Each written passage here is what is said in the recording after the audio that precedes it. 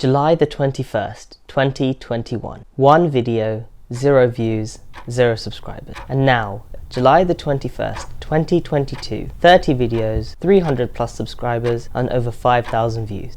This is the journey so far. Hey there, welcome to ChemEngWeekly.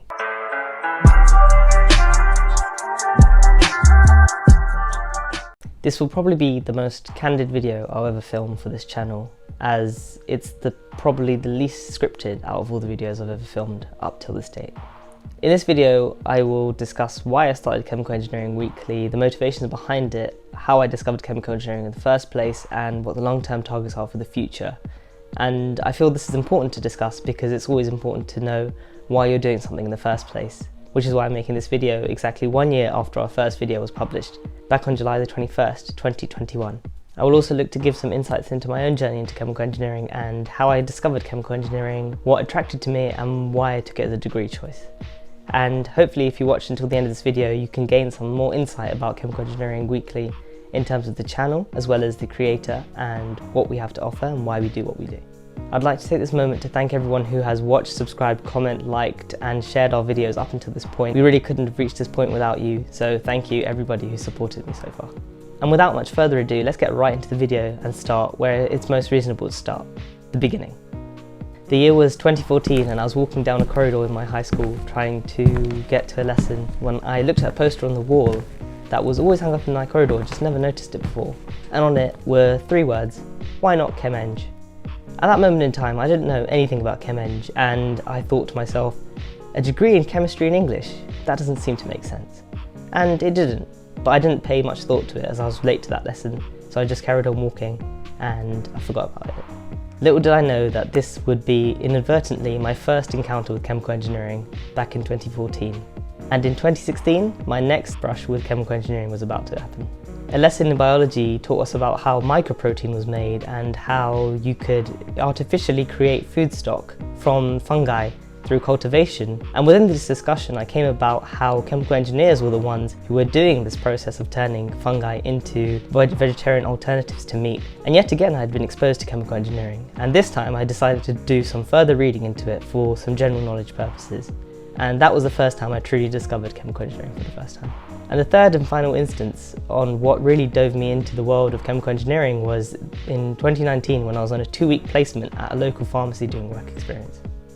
I was still considering what I wanted to study at university at this point, so doing these 2 weeks of work experience was a way of showing me if pharmacy was for me or not for me. And prior to starting, I was under the impression that in a community pharmacy, the pharmacists were the ones who would be manufacturing and creating drugs using the raw materials from the pharmacy. Of course, this was completely wrong, as that's not what a community pharmacy does at all, but this introduced me finally to the world of excipients, medication, and pharmaceutical engineers. And within pharmaceutical engineers, I learned more about the world of chemical engineering. And this was the third instance, as I said, that finally pushed me in the direction to consider chemical engineering seriously. After the third and final time of coming across this term, chemical engineer, I finally decided to have a shot and look into what exactly it was.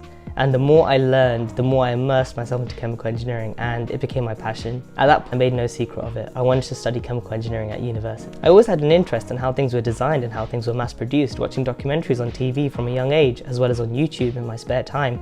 So when I found out chemical engineering was a profession that let you do these things and helped you gain a deeper understanding of it, I dove right in. And so that explains why I came across chemical engineering and why I'm so passionate about it. But what about YouTube? Where did that come from?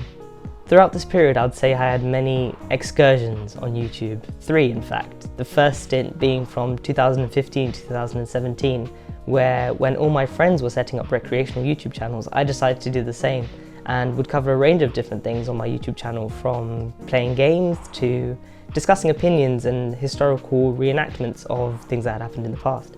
And of course, anytime there was an opportunity to do a school project by making a video out of it, I would jump at the chance, because I thoroughly enjoyed videography, filming, editing, and all the other things that came with making a YouTube video.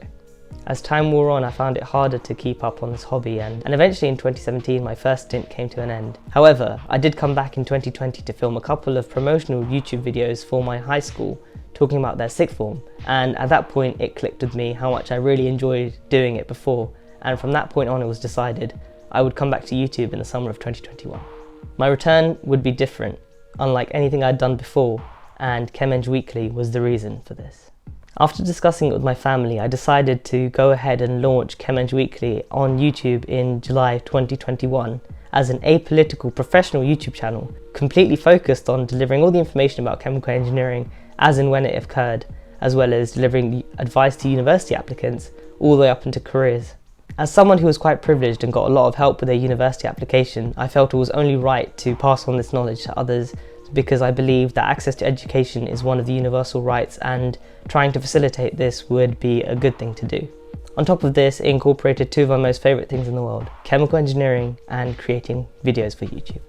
The primary aim of this channel was never to count viewers, subscribers, likes and comments. It was to try and provide real value to chemical engineering students and help those students who were trying to get into university but didn't have any immediate help available to them, especially in the UK application process, which can be quite notoriously difficult to gain admission to the top universities in.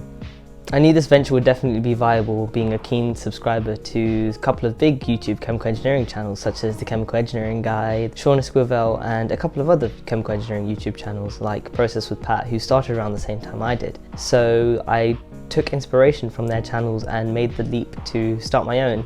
I had always been an avid article writer for chemical engineering news stories from back in 2020, and so the natural next progression for this was to start video creation on the same, which is why I had the series for the news stories of the month, which I ran for the whole of last year, and more importantly the application help videos, because that was something I knew would benefit a lot of students and hopefully help them gain admissions to their dream university choices. It all just made sense.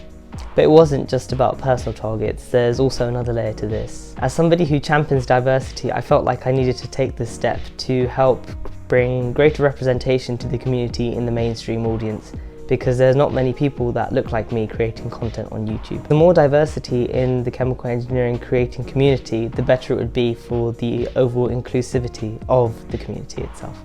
And finally, the long-term targets of Chemical Engineering Weekly.